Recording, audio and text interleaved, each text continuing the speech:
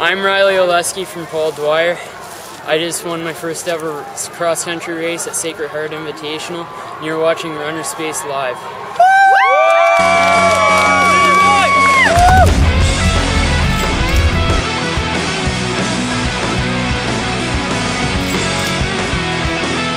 Congrats, Riley, on that first ever win, and hopefully it's just the first of many. And thank you to the rest of the Paul Dwyer team for that rousing introduction. That came from Woodbridge, Canada at the Sacred Heart Invitational. Now remember, if you want to check out tons of coverage from Ontario, Canada, go to runnerspace.com/OFSAA. You can check out the coverage of the Sacred Heart Invitational there too. Now, I've got some special news for you, but first, the awkward video of the week.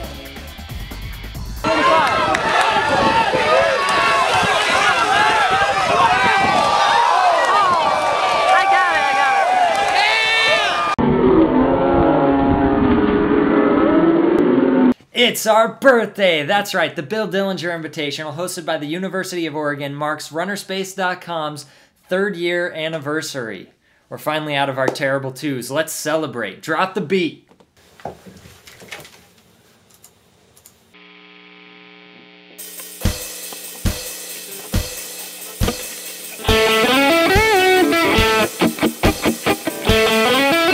You say it's your birthday. It's my birthday too, yeah. They say it's your birthday. We're gonna have a good time. I'm glad it's your birthday. Happy birthday to you. RunnerSpace Rundown. The RunnerSpace Network site of the week, DistancePreps.com. They specialize in web streaming of distance running events on the course, track, and road in the state of Florida and beyond. If you live in Florida, you should bookmark this site right now. They already have hundreds of videos and they're just getting started. It's the high school rundown. As per usual, I'm gonna kick it off with one of the ones that I was at, the Concordia Puma Cross Country Classic in Portland, Oregon. In the boys varsity elite race, it was Matt Melancon of Sheldon who defended his 2009 title. He ran a 15:11 for the 5K to beat out second place Max Runia of Crater, who ran a 15:14.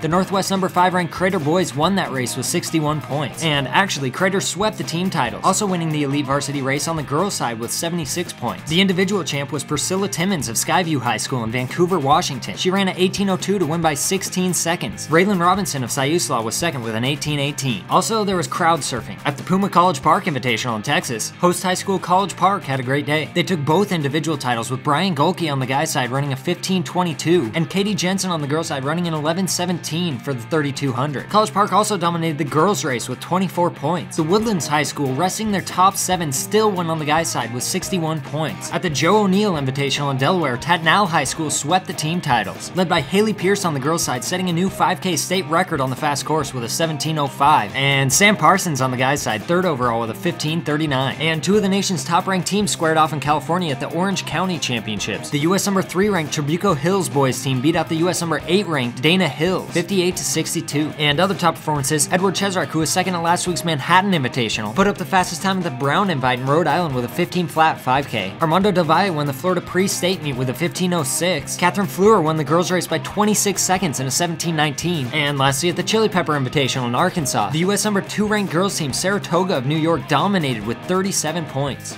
It's the College Pro Rundown.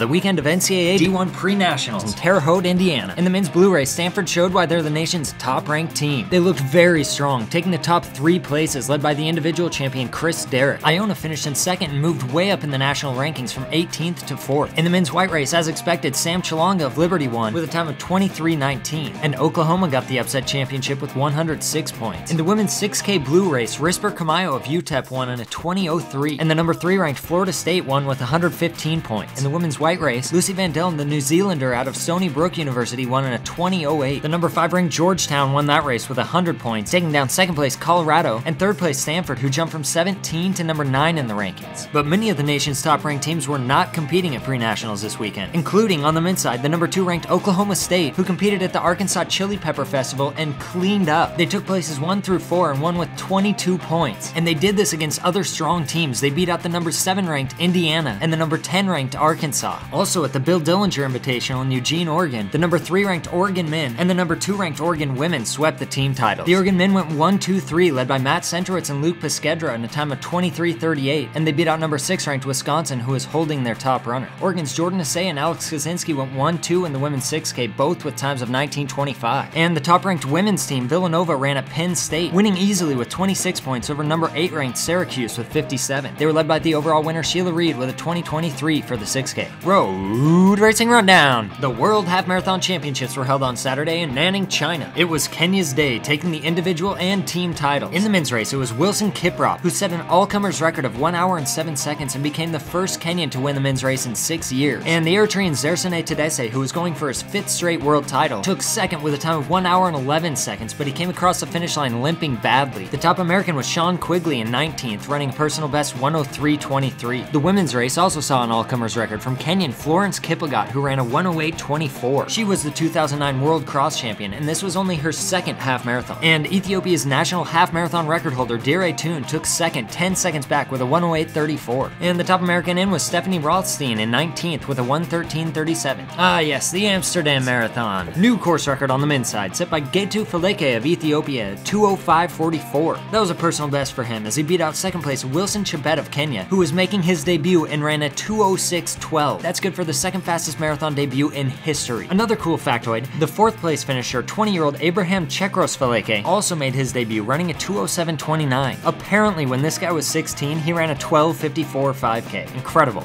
And the women's race was blown out of the water by Kenyan Alice Timbalili, who ran a personal best 2:25.03 to win by 2 minutes.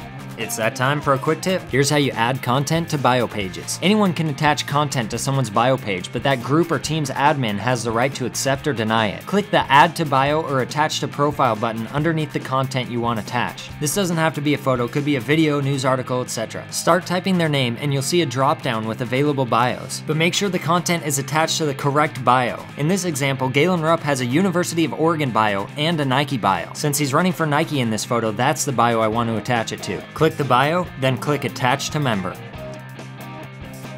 That'll do it for this week. Now next week is gonna have to be another short episode. I'm going to Mount Sac this weekend, and then all of next week, I'm gonna be in Canada. Check runnerspace.com/OFSAA if you wanna see what I'm doing. I'm gonna cover a bunch of meets up there. RunnerSpace Live, signing out.